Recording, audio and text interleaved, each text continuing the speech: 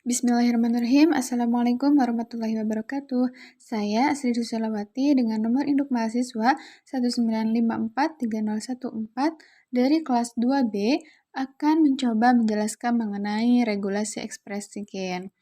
Nah, regulasi ekspresi gen ini merupakan submateri daripada genetika, yang mana materi genetika ini termuat dalam mata kuliah Kapitasalekta Biologi SMA 2 yang berada di Pendidikan Biologi Fakultas Ilmu Terapan dan Sains Institut Pendidikan Indonesia. Regulasi atau peraturan ekspresi gen adalah rangkaian proses penggunaan informasi dari suatu gen untuk sintesis produk fungsional. Produk tersebut dapat berupa protein atau gen penyandi non-protein. Contohnya transfer RNA atau tRNA ataupun gen RNA inti. Proses ekspresi gen merupakan transformasi informasi genetik melalui transkripsi atau translasi untuk pembentukan protein ataupun enzim. Bagaimana pengontrolan atau pengaturan regulasi ekspresi gen? Nah, protein dan enzim sangat berperan dalam menjalankan metabolisme. Enzim merupakan katalisator yang berperan menjalankan proses reaksi metabolisme. Jadi, keberadaan enzim ini akan menentukan proses metabolisme. Contohnya pada metabolisme triptofan yang melibatkan enzim 1, yang masing-masing enzim dikode oleh triptofan gen E dan triptofan gen D. Bila suatu produk metabolisme di dalam sel sudah mencapai kuantitas, maka reaksi metabolisme harus dihentikan. Misal, pada metabolisme triptofan, apabila metabolisme triptofan sudah cukup, maka akan terjadi mekanisme feedback inhibitors yang akan menghambat ekspresi gen untuk enzim 1 misalnya. Proses pengaturan ini dilakukan dengan menghentikan produk enzim melalui penghentian ekspresi gen penyandinya. Mekanisme pengaturan ekspresi gen ini yang disebut sebagai regulasi ekspresi gen. Selanjutnya ada regulasi atau peraturan ekspresi gen pada prokariot. Contohnya pada bakteri yang sering merespon perubahan lingkungan dengan mengatur transkripsi.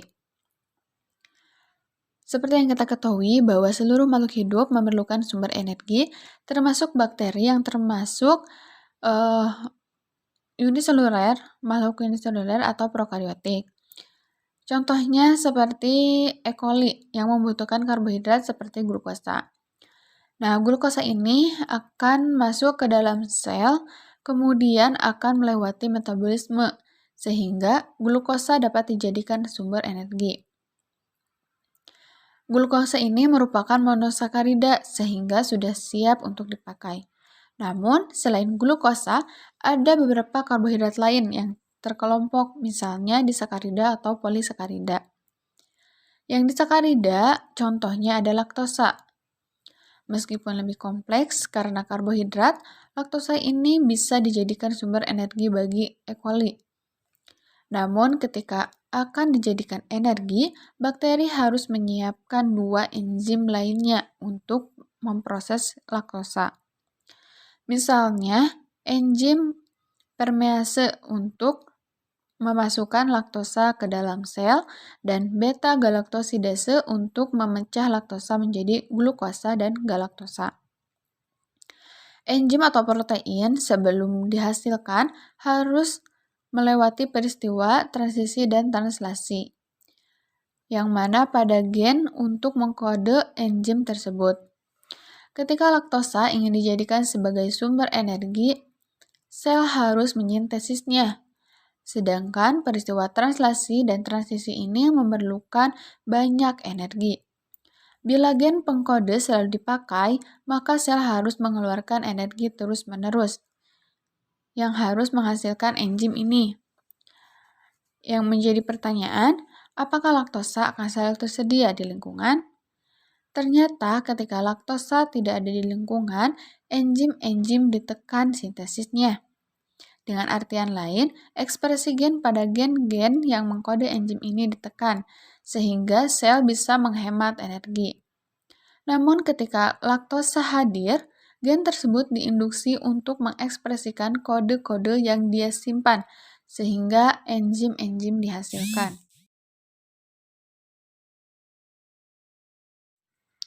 Gen-gen reversibel. E. coli dapat mensintesis beberapa asam amino, misalkan triptofan. Ketika satu triptofan akan disintesis, dia akan melibatkan 5 gen yang berbeda. Jadi, 5 gen tersebut harus diekspresikan, sehingga menghasilkan enzim-enzim tertentu dan terlibat dalam peristiwa biosintesis triptofan. Ketika di lingkungan terdapat triptofan bebas yang dapat diambil, maka biosintesis yang dilakukan akan dihentikan atau ditekan. Kehadiran triptofan ini menekan ekspresi gen-gen yang terlibat dalam biosintesis gen.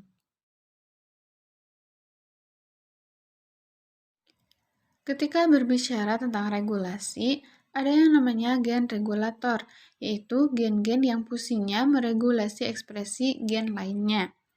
Gen yang dihasilkan produk dan produknya dapat mengatur ekspresi genetik gen yang lainnya yang dikenal dengan gen regulator ini. Produknya ada 2. Yang pertama ada aktivator, yang mana ketika bekerja dapat meningkatkan ekspresi gen lain.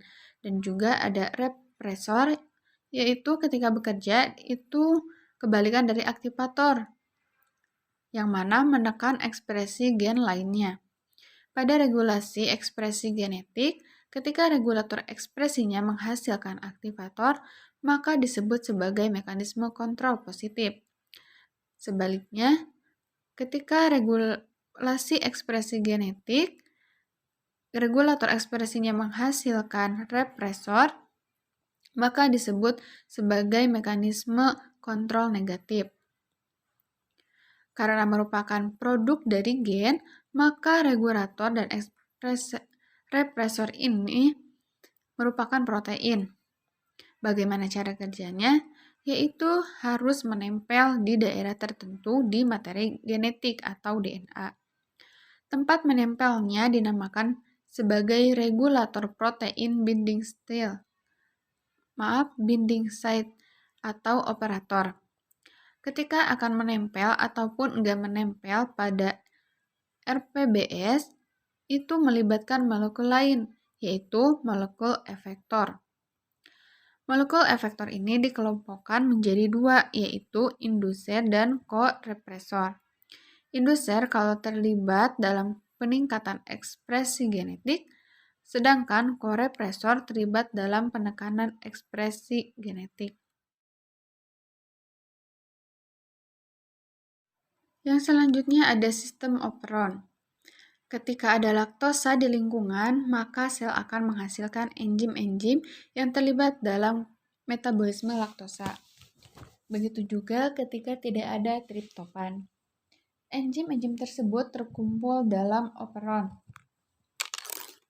Operon sebagai serangkaian DNA yang tersusun atas beberapa gen-gen struktural, operator, dan promotor. Operon ini regulasinya diatur oleh gen regulator. Karena dia gen, dia punya promotor. Ketika operon aktif, maka seluruh gen-gen struktural aktif. Kelebihan dari operon ini, jadi selnya itu hanya melibatkan satu mekanisme kontrol yang menyebabkan seluruh gen dalam operon dapat aktif ataupun inaktif. Seperti yang sudah disebutkan bahwa pada sel prokariotik ada beberapa gen struktural yang diekspresikan secara bersama-sama dengan menggunakan satu promotor yang sama. Kelompok gen semacam ini disebut sebagai operon. Contohnya pada gambar di bawah ini yang menunjukkan operon LAC. Operon LAC ini terdiri dari sebuah promotor, operator, dan gen LAC Z, LAC Y, dan LAC A. Promotor merupakan sekuen DNA khusus untuk terjadinya ikatan DNA polimerase, sehingga memungkinkan terjadinya transkripsi, sedangkan operator merupakan sisi berikatan dengan protein represor. Operator ini terletak downstream, yaitu pada arah ketiga dari promotor. Dengan demikian, apabila represor berikatan dengan DNA polimerase, maka tidak bisa transkripsi. Regulasi ekspresi gen bukan hanya terjadi pada sel prokariotik, tetapi juga pada sel eukariotik. Regulasi ekspresi gen pada organisme eukariotik lebih sedikit diketahui jika dibandingkan dengan prokariotik. Hal ini disebabkan karena ukuran genomnya yang besar, sehingga memerlukan tantangan sendiri dalam mempelajari dan memanipulasi untuk regulasi ekspresi gennya. Namun, secara umum dapat melalui beberapa level pengontrolan, mulai dari proses, baik di transkripsi, setelah transkripsi, saat translasi, bahkan setelah translasi. Pengontrolan ekspresi gen pada eukariotik sedikit lebih kompleks jika dibandingkan dengan prokariotik, yang umumnya hanya terjadi pada level pretranskripsi. Hal pertama yang sangat berpengaruh pada ekspresi gen pada eukariotik adalah struktur kromatin. Pada sel eukariotik, DNA berada pada suatu yang kompleks bersama dengan protein histon untuk membentuk kromatin. Pada umumnya, struktur kromatin dapat menekan ekspresi gen. Padahal sebelum gen ditranskripsikan, transkrip infektor, aktivator, maupun RNA polimerase harus terikat pada DNA. Bagaimana hal ini terjadi jika DNA terikat kuat pada protein histon? Oleh karena itu, sebelum transkripsi, struktur histon khususnya kromatin harus berubah, sehingga DNA mudah diakses. Ada 3 hal yang mempengaruhi struktur kromatin. Yang pertama, hipersensitivitas dari DNase 1, histon acetylation, dan demethylation of DNA. Itu saja yang dapat saya sampaikan. Kurang lebihnya mohon maaf. Terima kasih. Wassalamualaikum warahmatullahi wabarakatuh.